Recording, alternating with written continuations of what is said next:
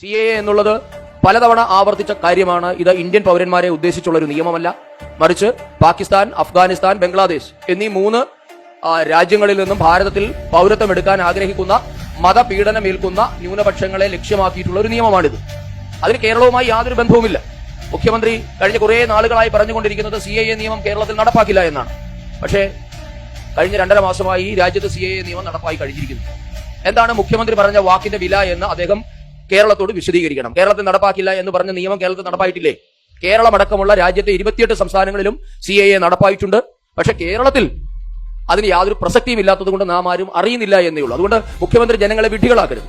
കാരണം പൗരത്വം കൊടുക്കാനുള്ള അധികാരമുള്ളത്, ഭരണഘടനാപരമായ അവകാശമുള്ളത് കേന്ദ്ര സർക്കാരിനാണ്. സംസ്ഥാന സർക്കാരും പൗരത്വവും തമ്മിൽ യാതൊരു ബന്ധവുമില്ല എന്നിരിക്കെ കേരളത്തിൽ വന്നിട്ട് പൗരത്വ നിയമ ഭേദഗതിയുടെ പേരിൽ മതവിഭജനം നടത്താനാണ് മുഖ്യമന്ത്രിയും CPIM ശ്രമിക്കുന്നത്. അതിന് കോൺഗ്രസ് കുടപിടിക്കുകയാണ്. കാരണം കോൺഗ്രസിന്റെ നേതാക്കന്മാരുടെ പ്രതികരണം അതേ താളത്തിലാണ്. പിണറായിയുടെ തന്നെ ഭാഷ കടമെടുത്താൽ ഒക്കച്ചങ്ങായിമാർ പറയുന്നത് പോലെയാണ് രണ്ടുപേരും പറയുന്നത്. CAA കേരളത്തിൽ നടപ്പാക്കില്ല എന്ന് പറയുന്ന കോൺഗ്രസും CPIM നടപ്പായ നിയമത്തെ പറ്റി എന്താണ് പറയാനുള്ളത് എന്ന് വ്യക്തമാക്കണം. എന്ന് മാത്രമല്ല, കോൺഗ്രസിന്റെയും CPIMന്റെയും നേതാക്കന്മാരോട് ഞങ്ങൾക്ക് ചോദിക്കാനുള്ളത്, ഈ നിയമം ഇപ്പോൾ നടപ്പായിട്ട് ഏകദേശം 2 മാസത്തോളം ആകുന്നു.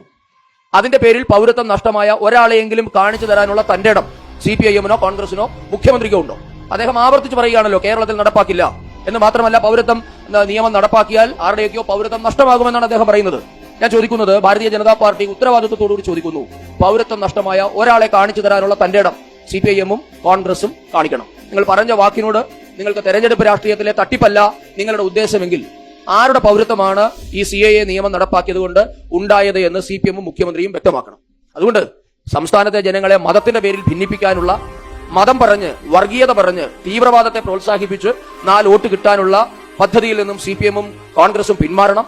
രാജ്യത്ത് ഭാരതീയ ജനതാ പാർട്ടി മുൻപോട്ടേക്ക് വെക്കുന്ന വികസന രാഷ്ട്രീയത്തെ പറ്റി, രാജ്യത്തിന്റെ ഭാവിയെ പറ്റി, 2047 ഈ രാജ്യം എവിടെ എത്തിച്ചേരണമെന്ന ഭാരതീയ ജനതാ പാർട്ടിയുടെ സങ്കല്പത്തെ പറ്റി നിങ്ങൾക്ക് ചർച്ചയുണ്ടെങ്കിൽ അത് സംസാരിക്കണം. കഴിഞ്ഞ 10 വർഷത്തെ മോദി സർക്കാരിന്റെ നേട്ടങ്ങളെയും കോട്ടങ്ങളെയും പറ്റിയും ഉണ്ടെങ്കിൽ അത് നിങ്ങൾക്ക് സംസാരിക്കാം. അതല്ലാതെ മതത്തിന്റെ പേരിൽ സാധാരണ മനുഷ്യരെ വിഭജിക്കുന്ന പരിപാടി പണ്ട് 947 ഇന്ത്യ വിഭജന കാലഘട്ടത്തിൽ നമ്മൾ കേട്ടിട്ടുണ്ട്. പാകിസ്ഥാനിൽ നിന്നും ഇന്ത്യയിലേക്ക് വരുന്ന ആൾക്കാരുടെ ഉടുമുണ്ടഴിച്ച് നോക്കിയതായിട്ട്. ആ ഒരു പരിപാടിയാണ് ഇന്ന് മുഖ്യമന്ത്രി അടക്കമുള്ളവർ ചെയ്യുന്നത്. രാജ്യത്തെ ദേശീയ നേതാക്കന്മാരെ പോലും, സ്വാതന്ത്ര്യ സമര സേനാനികളെ പോലും ഉടുമുണ്ടഴിച്ച് പരിശോധിച്ച് അവരുടെ മതം നിർണ്ണയിക്കുന്ന പരിപാടിയിൽ നിന്ന് മുഖ്യമന്ത്രി പിന്മാറണമെന്നാണ് ഞങ്ങൾക്ക് അഭ്യർത്ഥിക്കാനുള്ളത്. അതോടൊപ്പം തന്നെ കഴിഞ്ഞ ദിവസം ഇവിടെ കൊല്ലത്ത് മുഖ്യമന്ത്രി പറയുകയുണ്ടായി, BJP നടപ്പാക്കുന്നത് RSSന്റെ അജണ്ടകളാണ് എന്ന്. അദ്ദേഹത്തിന് അത് ഇപ്പോഴാണോ മനസ്സിലായത് എന്ന് മാത്രമേ ഞങ്ങൾക്ക് അതേപ്പറ്റി ചോദിക്കാനുള്ളൂ. BJP നടപ്പാക്കുന്നത് RSS പദ്ധതികൾ തന്നെയാണ്. അതിനകത്തൊന്നും യാതൊരു സംശയവും ആർക്കും വേണ്ട. BJP എന്തായാലും ഈ CPIMന്റെ പദ്ധതികൾ നടപ്പാക്കാൻ പറ്റില്ലല്ലോ. അതുകൊണ്ട് മുഖ്യമന്ത്രി അക്കാര്യത്തിൽ സംശയമൊന്നും വേണ്ട. രാജ്യത്ത് RSS പദ്ധതികൾ നടപ്പാകുന്നുണ്ടാകും, ഭാരതീയ ജനതാ പാർട്ടിയുടെ പദ്ധതികൾ നടപ്പാകുന്നുണ്ടാകും. ഐഡിയോളജിക്കലായി BJP മുൻപോട്ട് വെക്കുന്ന കാര്യത്തിൽ യാതൊരു രഹസ്യാത്മകതയും ഇല്ല.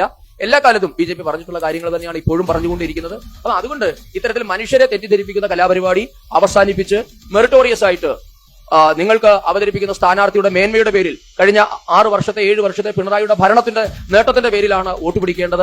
അതല്ലാതെ ഏതെങ്കിലും തരത്തില് മതവിഭജനം സമൂഹത്തെ വിഭജിക്കുന്ന പരിപാടിയിൽ നിന്ന് CPIMും കോൺഗ്രസ് പിന്മാറണമെന്നാണ് BJPക്ക് അഭ്യർത്ഥിക്കാനുള്ളത്. നമസ്കാരം. നമ്മുടെ ഭാരതം ഇന്ന് എല്ലാ മേഖലകളിലും കുതിക്കുകയാണ്.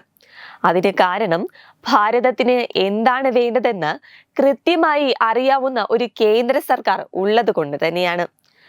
എന്നാൽ കേന്ദ്ര സർക്കാർ എന്ത് നടപ്പിലാക്കിയാലും എന്തിന് അത് കൊണ്ടുവരുന്നതെന്ന് ചിന്തിക്കാതെ എതിർക്കുന്നവരാണ് പ്രതിപക്ഷം. CAA കേന്ദ്രം നടപ്പാക്കിയപ്പോഴും ഇങ്ങനെ തന്നെയായിരുന്നു ഇവരുടെ കരച്ചിൽ. മുസ്ലിങ്ങളെ ഈ നിയമം ബാധിക്കും എന്നൊക്കെയായിരുന്നു ഇവർ കള്ളപ്രചാരണങ്ങൾ നടത്തിക്കൊണ്ടിരുന്നത്. എന്നാൽ പ്രതിപക്ഷത്തിന്റെ കള്ളപ്രചാരണത്തെ ശക്തമായി തിരിച്ചടിക്കുന്ന സന്ദീപ് ബജസ്പതിയുടെ വാക്കുകളാണ് നമ്മൾ വീഡിയോയുടെ തുടക്കത്തിൽ കണ്ടത്. സന്ദീപ് ബജസ്പതി പറയുന്നത് പോലെ കേരളത്തിൽ ഈ നിയമം നടപ്പാക്കില്ലെന്ന് എന്തടിസ്ഥാനത്തിലാണ് പിണറായി വിജയൻ പറയുന്നത്? എന്തെന്നാൽ കേന്ദ്ര സർക്കാർ ആ നിയമം നടപ്പിലാക്കി കഴിഞ്ഞു.